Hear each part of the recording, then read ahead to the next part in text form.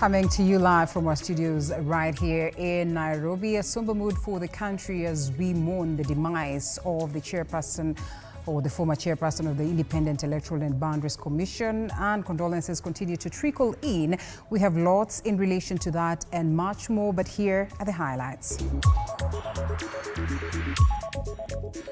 Top news. Various leaders send condolences to the friends and family of the late Wafula Chebukati, the former chairperson of the Independent Electoral and Boundaries Commission. And the Independent Electoral and Boundaries Commission has expressed its condolences to the family of Wafula Chebukati, stating that the IEBC family has lost a humorous leader who was committed to tackling the challenges faced by the IEBC. Also, the Parliamentary Health Committee visits Kenyatta Hospital earlier today to investigate the death of Gilbert Kinyua, a patient who was murdered by having his neck severed at the hospital. The family gets justice and establishes who is responsible for the death, and that's why we are saying we are satisfied with the investigations the DCI is conducting and the cooperation they have received from the hospital. My name is Linda Alela, and this is TV47's News Now. Now, various leaders have sent condolences to the late Wafula Chebukati, the former chairperson of the Independent Electoral and Boundaries Commission, IEBC. President William Ruto has led the nation in mourning Chebukati, describing him as a public servant who was disciplined and stating that Kenya has lost a brave leader.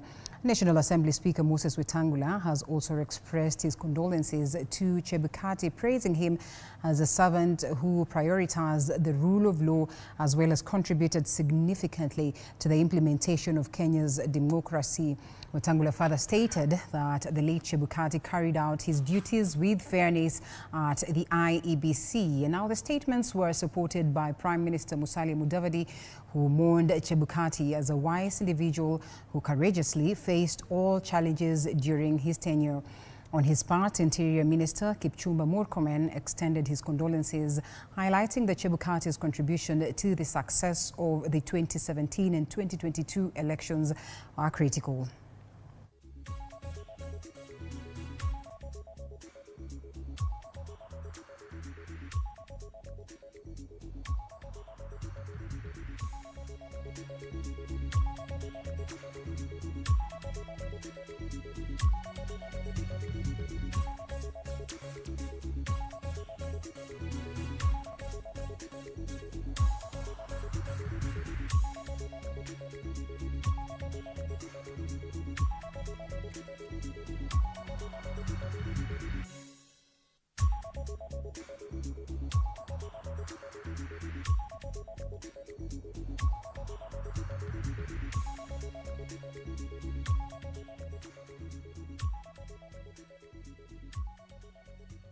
And former Independent Electoral and Boundaries Commission IEBC chairperson Wafula Chebukati has passed away. His family says they are yet to establish the cause of his death. Speaking to the press outside Lee Funeral Home, family spokesperson Eric Wafula stated that the family will hold a meeting on Friday evening to discuss key matters, including whether to conduct a post-mortem to determine the cause of the death. The family spokesperson added that they have yet to consult with doctors, they are yet to consult with doctors and will do so in due course. Wafula further revealed that Chebukati had been unwell and passed away shortly after 11 p.m. Obviously aware by now. Last night we were unlucky to have lost the former chairman of IBC, Wafula Wanyonyi Chebukati. He passed on in hospital here. And present with me, if I may do introduction, this is his elder son, Jonathan Chebukati, and this is his last born son, Emmanuel Chebukati, and his brother-in-law Kuts. All that the family is requesting currently is that we are all saddened with the loss, and as the family comes to terms with the loss, we are all asking everybody, including the press, the media, everybody running the social forums, please kindly allow the family some privacy during this very difficult moment. We'll be able to issue a formal communication hopefully by tomorrow after the family has had a meeting. The father came from Kitale last night. He's also here. We want to allow him to rest. The family will be having a meeting in the evening. And after the meeting in the evening, tomorrow, hopefully in the morning, we should be able to send out some communication. But for the moment, we'll hit a situation where there's speculation. He was unwell and he rested yesterday. We continue to compile more on that developing story for you. Now, the Parliamentary Health Committee has visited Kenyatta National Hospital in an effort to investigate the death of Gilbert Kinyua, a patient who was murdered by having his neck severed at the hospital. The members of parliament have promised to ensure that a thorough investigation is carried out promptly and that justice is served for the family of Gilbert, who was brutally murdered. That the family gets justice and establishes who is responsible for the death. And that's why we are saying we are satisfied with the investigations the DCI is conducting and the cooperation they have received from the hospital administration to make sure that this process is done well. We are looking at what are the caps that needs to be put in place to ensure that both our patients and even our workers, because security is not just for the patients, security is also for the workers who work in these institutions so that they are safe. But from the briefing which they have given to us, they are collaborating with other security agents within here. We have a police station within Kenyatta National Hospital. Limuru Residence Magistrate Dennis Waweru has granted Directorate of Criminal Investigation officers 21 more days to conduct or to further conduct investigations of the attempted murder of two brothers in Kagwe Village, Kiambu County.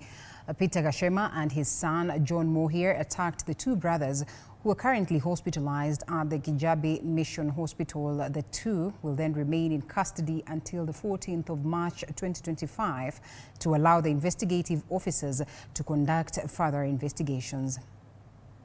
John, na wewe? Unakubaliana naye? Unakubaliana naye? Yes.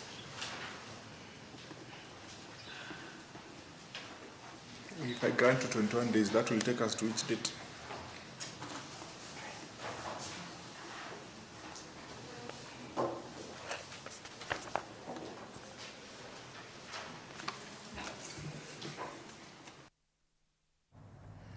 Now, three suspects pretending to be medics at Kericho County Referral Hospital have been arrested.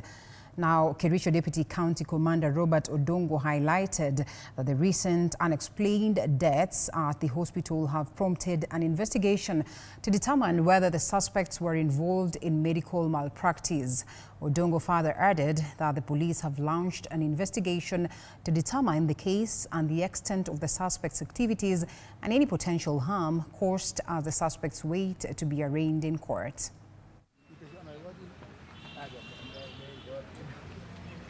At around 10 p.m. at the Kericho County Referral Hospital, we had information from the County Medical Superintendent, Dr. Samuel Langat, that there were some suspicious people in the wards while they were going around. So they noticed this and had to make a report to the police, whereby our officers went there and actually found out that there were two gentlemen in the wards who are attending to patients. And on inquiry, the Dr. Lagat, the medical superintendent, realized that he is not one of their staff members or the nurses in that hospital. And so when the police were called, when the officers went there, actually one of the three gentlemen was already at the theater where the procedure was about to take place. Investigations are underway, and soon after the completion of the investigation, they will be arraigned in court. The member of County Assembly of Ikanga Chayuni Ward in Kitui County, Cyrus Kisavi, was arraigned in Kitui Court today and accused over the allegations of forging vehicle documents with the intention to defraud the Kitui County Assembly for the reimbursement of a car loan. The MCA is said to have presented false motor vehicle purchase reimbursement documents intending to dupe the County Assembly to pay him the aforementioned amount. He appeared before Magistrate L.K. Sindani and was given a bond of cash bail of cash bail of 500,000 shillings with surety of similar amounts after pleading not guilty. The case will appear on 6th March this year.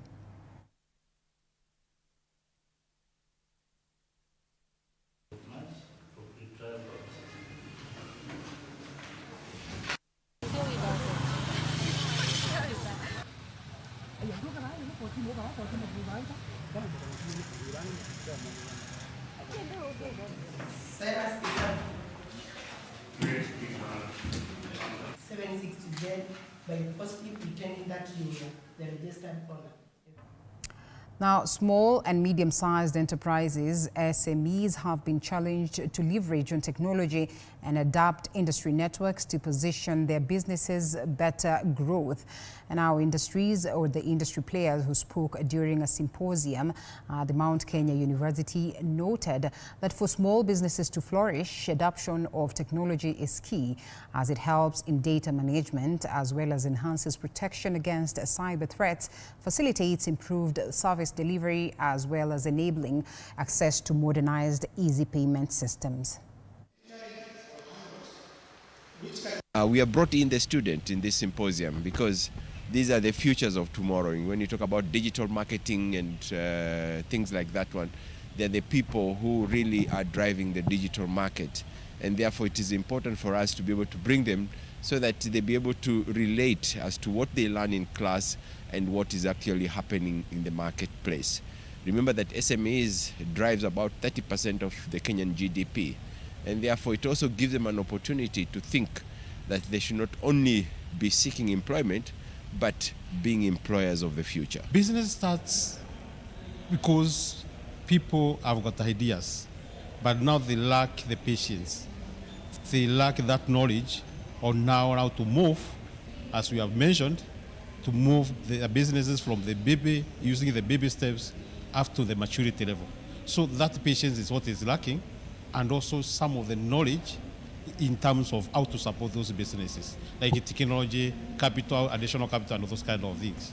This program has been so important to us since we know that we have a future like that we can be able to do, to be our own bosses and also to run up businesses that are going to be of benefit to our families.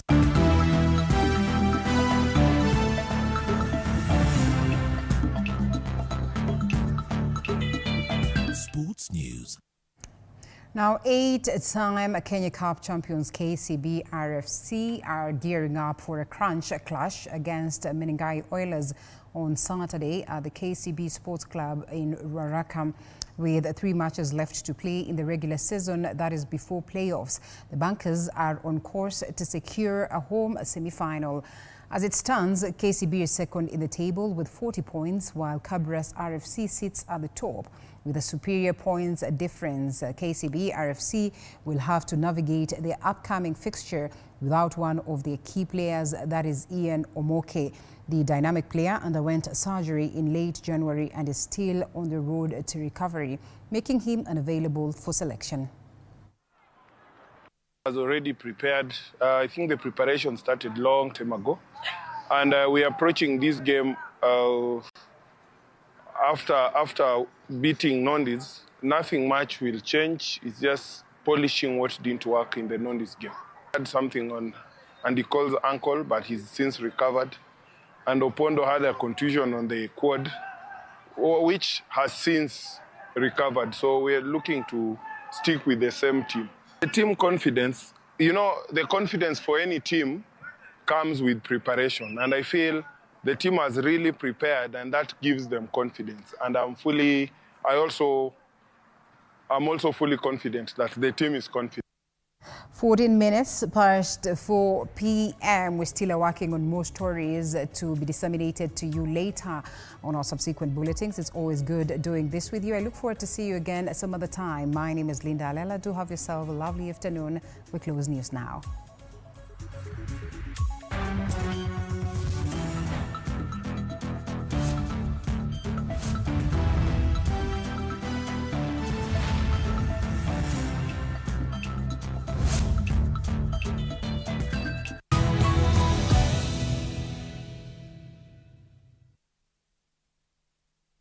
TV47 is now more accessible on DStv.